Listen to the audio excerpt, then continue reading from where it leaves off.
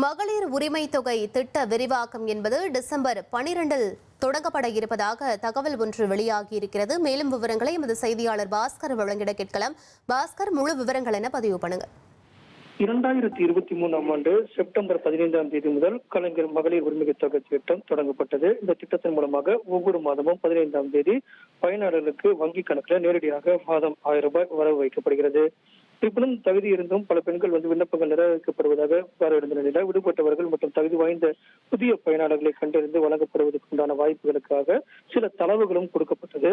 அதைத் தொடர்ந்து உங்களுடன் ஸ்டாலின் திட்டத்தின் மூலமாக அந்த வாய்ப்பை பயன்படுத்திக் கொண்டு கடந்த ஜூலை 15ஆம் தேதி முதல் அந்த முகாம் மூலமாக கலைஞர் மகளிர் உரிமை தொகை திட்டத்துக்கான அந்த மனுக்கள் எல்லாம் வரப்பட்டது. இதற்காக நவம்பர் 15ஆம் தேதி வரை அந்த முகாம் மூலமாக 28 லட்சம் மனுக்கள் பெறப்பட்டது.